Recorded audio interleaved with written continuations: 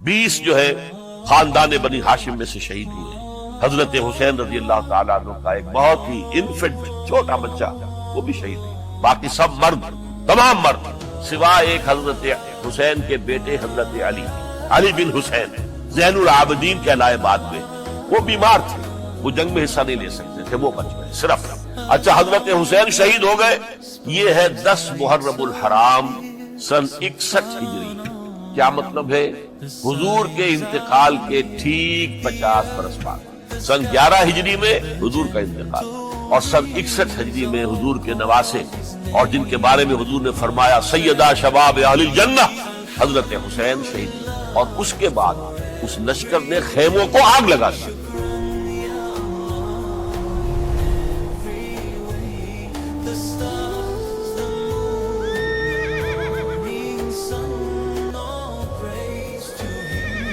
حق اور صداقت ہمیشہ زندہ رہے گی.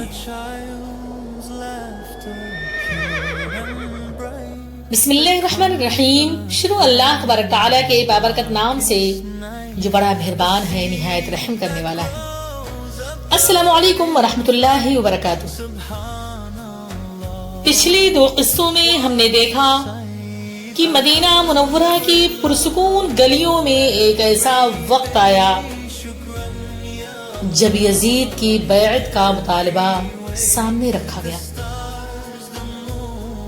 امام حسین علیہ السلام نے اس معاملے کو صرف حکومت یا اقتدار کا مسئلہ نہیں سمجھا.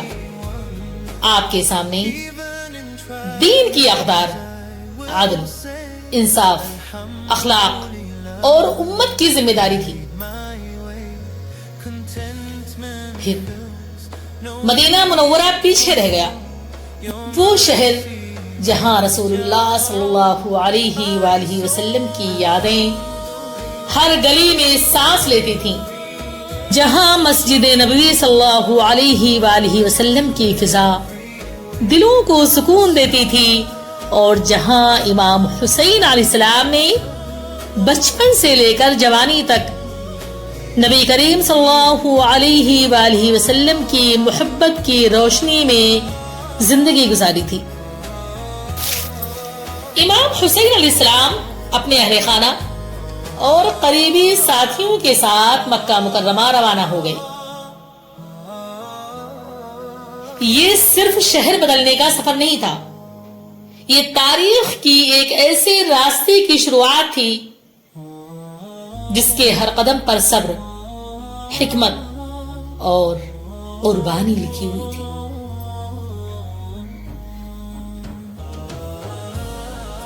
اس سلسلے کو آگے بڑھاتے ہیں. مکہ مکرمہ بیت اللہ کا شہر، وہ جگہ جہاں آسمان کی جانب اٹھتے ہاتھوں میں دعائیں ہوتی ہیں، جہاں طواف کرنے والوں کے قدموں کی آہٹ بھی عبادت بن جاتی ہے، اور جہاں ہر سمت اللہ کی عظمت کا احساس دلوں کو سکون دیتا ہے. امام حسین علیہ السلام مکہ مکرمہ پہنچے اور حالات کا جائزہ لیا. آپ علیہ السلام کے مکہ مکرمہ پہنچتے ہوئے لوگ جوق در جوق آپ رضی اللہ تعالی عنہ سے ملنے کے لیے آنے لگے، کیونکہ امام حسین علیہ السلام نبی کریم صلی اللہ علیہ وآلہ وسلم کے نواسے تھے. حضرت علی رضی اللہ تعالی عنہ اور حضرت فاطمہ رضی اللہ تعالی عنہا کے فرزند تھے. لوگ آپ کے علم، آپ کی عبادت، آپ کا وقار، آپ کے اخلاق کو جانتے تھے. مکہ میں آپ کا قیام عبادت، ملاقاتوں اور حالات کے جائزے میں گزرا.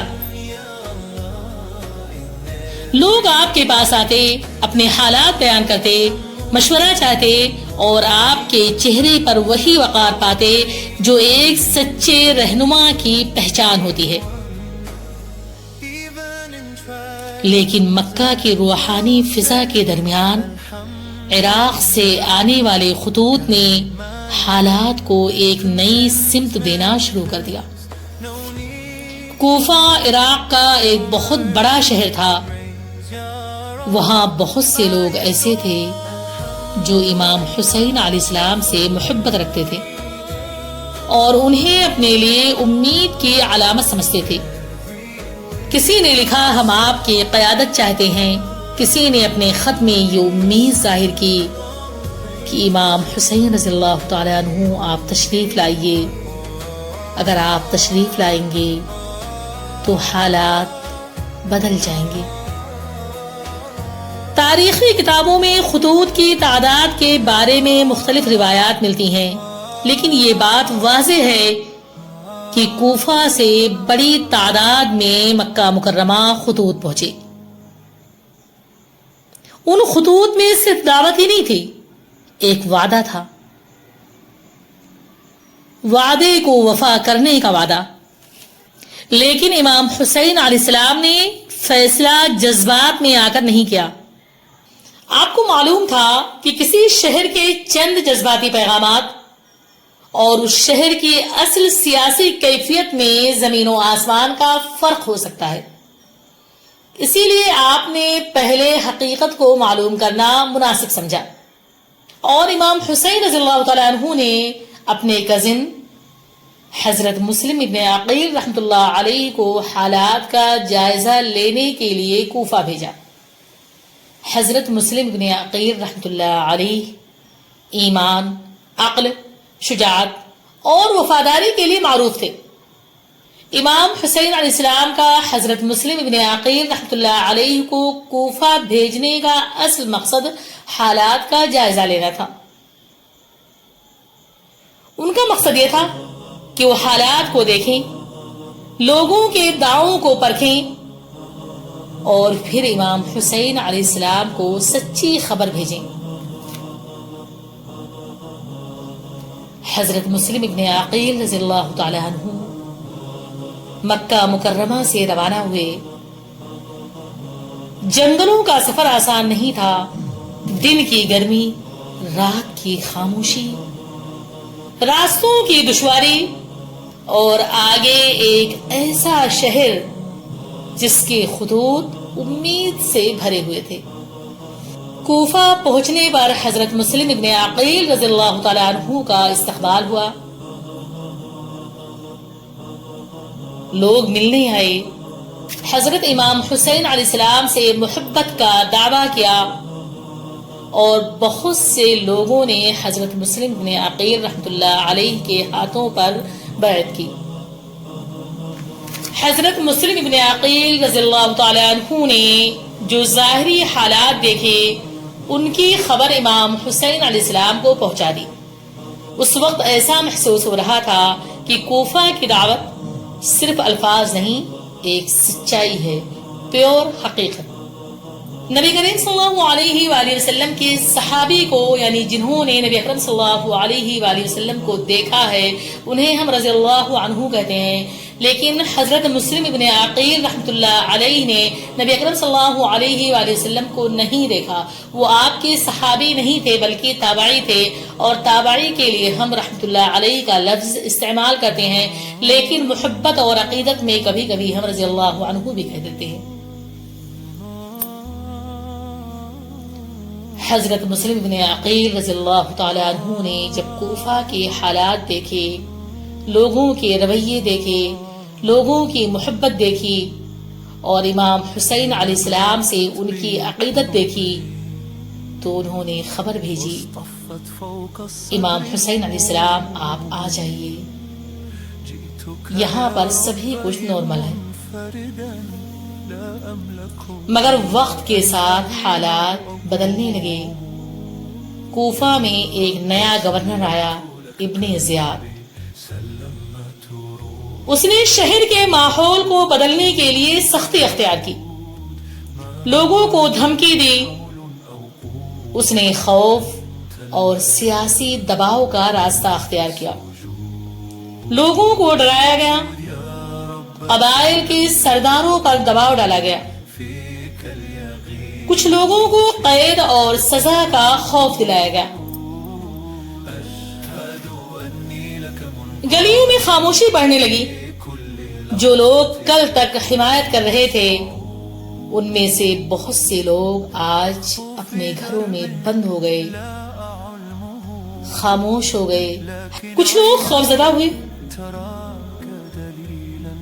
کچھ پر دباؤ تھا, کچھ کمزور پڑ گئے, اور کچھ لوگوں نے اپنے فائدے کو, اپنے مفاد کو ترجیح دی, جس کا نتیجہ یہ نکلا کہ حضرت مسلم ابن عقیل رضی اللہ تعالیٰ عنہ کے ساتھ بہت کم لوگ رہ گئے. ایک وقت ایسا آیا کہ کوفہ کی گلیاں جو شروعات میں استقبال کی آوازوں سے گونج رہی تھیں, تنہائی کا منظر بن گئی. حضرت مسلم بن عقیل رضی اللہ تعالیٰ عنہ نے ہمت نہیں ہاری, وہ حالات کا مقابلہ کرتے رہے. روایات میں آتا ہے کہ انہیں مختلف گھروں میں پناہ ملی, اور ایک وقت ایسا آیا کہ وہ اکیلے رہ گئے, لیکن انہوں نے ہمت نہیں ہاری. وہ حالات کا مقابلہ کرتے رہے, لوگوں کو پکارتے رہے, لوگوں سے کہتے رہے کہ آپ لوگوں نے اپنا وعدہ پورا کیوں نہیں کیا, آپ لوگوں نے اپنے وعدے سے وعدہ خلافی کیوں کی, آپ لوگ اپنے وعدے سے مکر کیوں گئے, آپ نے کیوں ہمیں تنہا چھوڑ دیا, کیا آپ اللہ کے حکم کو بھول گئے, کیا آپ نبی اکرم صلی اللہ علیہ وآلہ وسلم کے فرمان بھول گئے, آؤ میری مدد کرو, میرا ساتھ دو, اپنے وعدے کو پورا کرو. لیکن ہر طرف خاموشی تھی, سناٹا. آخر کار مسلم ابن عقیل رحمۃ اللہ علیہ کو گرفتار کر لیا گیا. اس کے بعد آپ رضی اللہ تعالیٰ عنہ کو شہید کر دیا گیا. انا للہ و انا الیہ راجعون. یہ خبر صرف ایک شہادت کی خبر نہیں تھی, یہ اس وعدے کے ٹوٹنے کی خبر تھی جس پر ایک قافلہ مکہ سے نکلنے والا تھا. مکہ مکرمہ میں امام حسین علیہ السلام حالات پر نظر رکھے ہوئے تھے.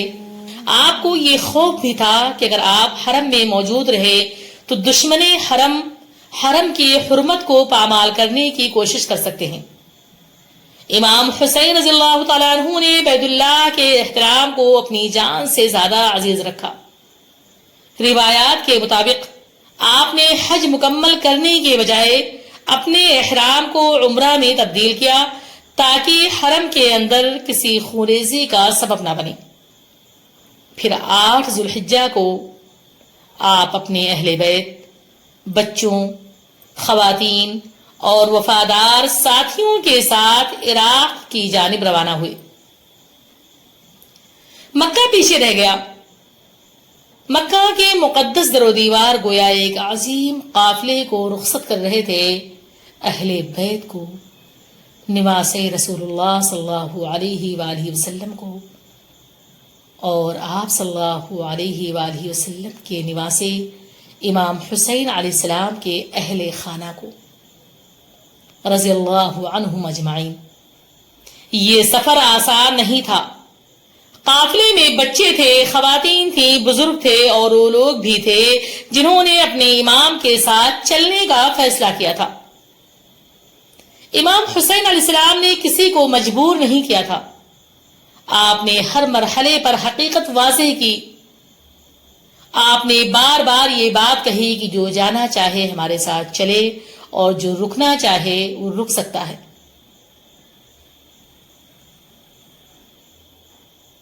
آپ کو معلوم تھا کہ یہ راستہ آزمائش کا راستہ ہے, امتحان کا راستہ ہے, اسی لیے آپ علیہ السلام نے اپنے ساتھ کسی کو بھی چلنے پر مجبور نہیں کیا. یہ آپ کے قیادت کا حسن تھا. آپ نے اختیار دیا, مجبور نہیں کیا. امام حسین علیہ السلام کو حضرت مسلم ابن عقیل رحمۃ اللہ علیہ کی شہادت کی خبر پہنچی. یہ خبر یقیناً بہت گہرا صدمہ تھی. وہ آپ علیہ السلام کے صرف نمائندہ نہیں تھے, وہ خاندان کے فرد تھے. حضرت مسلم ابن عقیل رحمۃ اللہ علیہ امام حسین علیہ السلام کے رشتہ دار بھی تھے, وفادار ساتھی بھی تھے, آپ کے قریبی بھی تھے, آپ کے بے حد عزیز تھے, اور وہ ایک سچے مرد مجاہد تھے.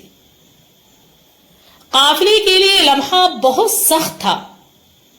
امام حسین علیہ السلام نے یہ خبر چھپائی نہیں.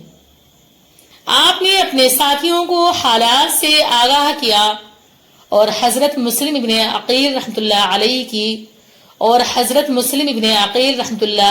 کی شہادت کی خبر اپنے تمام ساتھیوں کو دی.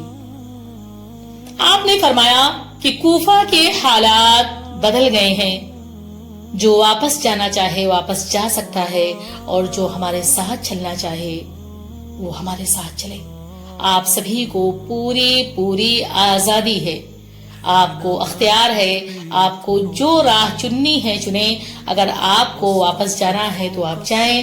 ہمارے ساتھ چلنا ہے تو چلیں. آپ کے ساتھیوں کا آپ کے ساتھ چلنا صرف ایک سفر نہیں تھا بلکہ سچائی کے ساتھ کھڑے ہونے کا فیصلہ تھا.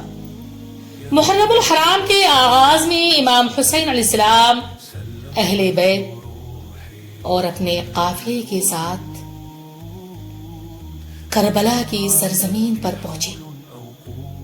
کربلا کی زمین خاموش تھی. دور تک پھیلا ہوا صحرا، گرم ریت، آہستہ چلتی ہوا اور افق پر سورج کی روشنی. بظاہر یہ ایک عام زمین تھی لیکن کچھ ہی دنوں بعد یہی زمین صبر، وفا اور قربانی کی سب سے بڑی علامت بننے والی تھی. کربلا کے میدان میں خیمے گاڑے گئے. قافلے کے لوگ اپنے اپنے کاموں میں لگ گئے. خواتین نے بچوں کو سنبھالا. ساتھیوں نے خیموں کی ترتیب دی. لوگ اپنے اپنے کاموں میں مصروف ہو گئے. لیکن فضا میں ایک بے نام سی سنجیدگی تھی. خاموشی تھی، اداسی تھی. امام حسین علیہ السلام نے حالات کو سمجھنے کی کوشش جاری رکھی. آپ جنگ نہیں چاہتے تھے. آپ نے بات چیت کی، اپنے موقف کو واضح کیا اور راستہ نکالنے کی کوشش کی. روایات میں آتا ہے کہ آپ نے فرمایا کہ اگر تم لوگ مجھے پسند نہیں کرتے تو مجھے کسی سرحدی علاقے کی جانب جانے دو. لیکن حالات اس مرحلے کو پہنچ چکے تھے جہاں لوگ سچائی کی آواز کو دبانے کی کوشش کر رہے تھے. فرات کا دریا کربلا کے قریب تھا. دور سے ہی پانی چمکتا ہوا دکھائی دے رہا تھا لیکن خیموں تک پانی پہنچنا مشکل بنا دیا گیا. محرم کی 7 تاریخ کے قریب پانی کی رسائی روکنے کی روایات ملتی ہیں. خیموں میں بچوں کی پیاس، خواتین کی فکر اور ساتھیوں کی بے بسی، یہ سب ایک بہت بڑا امتحان تھا. 7 محرم تک پانی کو روک دیا گیا. بچے پیاس سے تڑپ رہے تھے. پیاس صرف انسان کے جسم کو ہی نہیں آزماتی، انسان کے صبر کو بھی آزماتی ہے. حضرت عباس ابن علی رضی اللہ تعالی عنہ جو امام حسین رضی اللہ تعالی عنہ کے بھائی تھے اور آپ کے علم بردار، وہ وفا اور شجاعت کی روشن مثال تھے. یوم عاشورہ کو وہ بچوں کے لیے پانی لانے کے لیے دریائے فرات پر گئے. انہیں خیموں کے بچوں کے پیاس کی فکر تھی. بچوں کا رونا بلکنا، پیاس سے تڑپنا ان سے دیکھا نہیں جا رہا تھا. وہ یوم عاشورہ کو پانی لینے کے لیے دریائے فرات پر پہنچتے ہیں.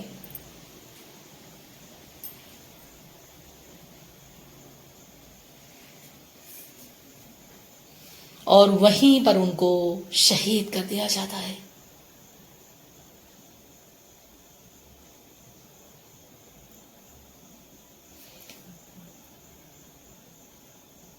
امام حسین علیہ السلام کے بھائی حضرت عباس ابن علی رضی اللہ تعالیٰ عنہ کی قربانی بھی ہمیں یہ سکھاتی ہے کہ وفا صرف زبان سے نہیں کی جاتی.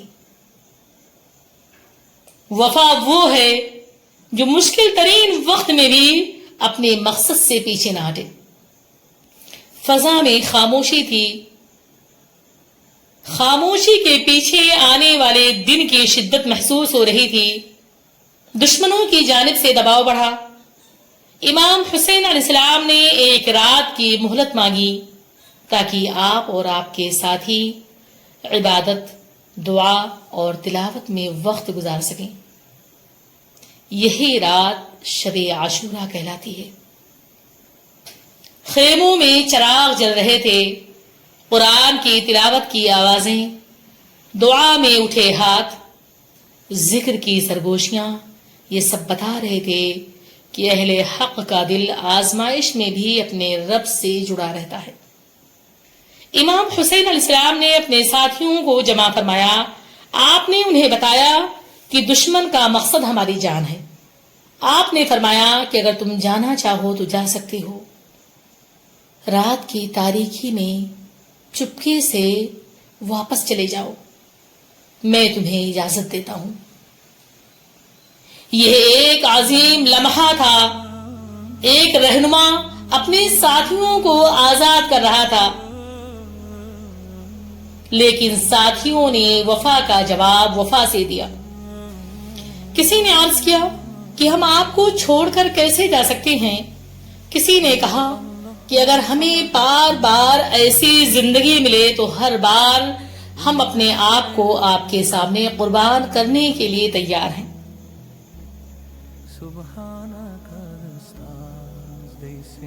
یہ صرف الفاظ نہیں تھے، یہ وفا کا عہد تھا، یہ کمٹمنٹ تھا۔ 10 محرم کی صبح طلوع ہوئی۔ کربلا کی زمین پر سورج نکلا۔ یہ عام صبح نہیں تھی، یہ وہ صبح تھی جسے صدیوں تک یاد رکھا جانا تھا۔ امام حسین علیہ السلام نے اپنے ساتھیوں کو ترتیب دیا، دعا کی اور انہیں صبر کی تلقین فرمائی۔ روایات میں آتا ہے کہ آپ علیہ السلام نے دشمنوں کے سامنے خطاب فرمایا۔ امام حسین علیہ السلام نے دشمنوں کو رسول اللہ صلی اللہ علیہ وآلہ وسلم کے ساتھ اپنے تعلق کی یاد دلائی اور انہیں سوچنے کی دعوت دی اور خونریزی سے ان سبھی کو بچانے کی پوری کوشش کی، لیکن حالات بہت سخت ہو گئے تھے۔ نماز کا وقت آتا ہے۔ امام حسین علیہ السلام نے، ان کے ساتھیوں نے نماز ادا کی۔ میدان کربلا میں نماز کا یہ منظر صرف عبادت نہیں تھا، یہ اعلان تھا کہ ایمان کا رشتہ حالات کے بدلنے سے نہیں ٹوٹتا، نماز ہر حال میں فرض ہے۔ پھر آپ علیہ السلام اور آپ کے تمام ساتھی ایک کے بعد ایک میدان میں اتر گئے۔ ان میں بزرگ بھی تھے، نوجوان بھی تھے، خاندان کے افراد بھی تھے، آپ کے وفادار ساتھی بھی تھے جنہوں نے سچائی کے راستے کو اپنی جان سے زیادہ عزیز سمجھا۔ ایک کے بعد دیگرے نوجوان، خاندان کے افراد، آپ کے وفادار ساتھی اللہ تبارک تعالیٰ کے راستے میں شہید ہوتے گئے۔ ہر قربانی کے ساتھ خیموں میں غم بڑھتا گیا، لیکن امام حسین علیہ السلام کے صبر میں کمی نہیں آئی۔ اہل بیت کے نوجوانوں نے بھی قربانیاں پیش کی۔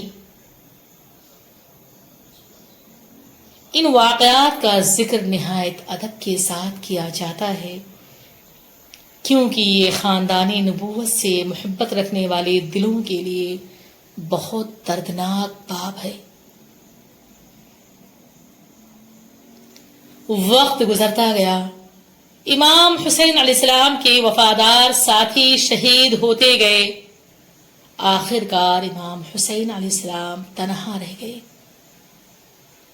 آپ علیہ السلام نے اپنی پوری زندگی عزت، سچائی اور حق کے ساتھ گزاری تھی۔ کربلا میں بھی آپ نے اپنے اصولوں سے سمجھوتا نہیں کیا۔ 10 محرم 61 हिजरी को इमाम हुसैन अलैहिस्सलाम को शहीद कर दिया गया। इन्ना लिल्लाहि व इन्ना इलैहि राजिऊन। ये वाक़या इस्लामी तारीख के सबसे गमअंगेज वाक़यात में से एक है। इमाम हुसैन अलैहिस्सलाम की शहादत ने पैगाम दिया कि उसूलों की हिफाजत के लिए अगर कुर्बानी देनी पड़ जाए तो इंसान को अपनी जिम्मेदारी से पीछे नहीं हटना चाहिए। करबला हमें इंसाफ सिखाती है। करबला आज भी जिंदा है। करबला हमें किरदार की ताकत सिखाती है। करबला हमें सब्र सिखाती है, वफा सिखाती है और हौसला सिखाती है। इमाम हुसैन अलैहिस्सलाम का यही पैगाम है कि सच्चाई का रास्ता कभी भी आसान नहीं होता, लेकिन सच्चाई के लिए खड़ा होना इंसान की असल पहचान बन जाता है। आज जब हम करबला को याद करते हैं तो हमें सिर्फ गम के साथ नहीं, अपने अमल के साथ भी याद करना चाहिए। हमें अपने घरों में इंसाफ करना चाहिए, अपने अल्फाज में नरमी रखना, कमजोरों का साथ देना, झूठ से बचना और गलत के सामने खामोश ना रहना। यही करबला का असल पैगाम है।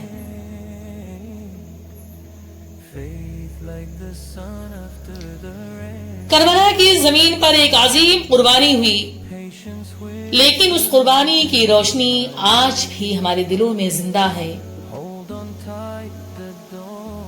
और उन तमाम दिलों में जिंदा है जो हक, सब्र और वफा को अपनी जिंदगी का रास्ता बनाते हैं। अस्सलामु अलैकुम व रहमतुल्लाहि व बरकातुहू।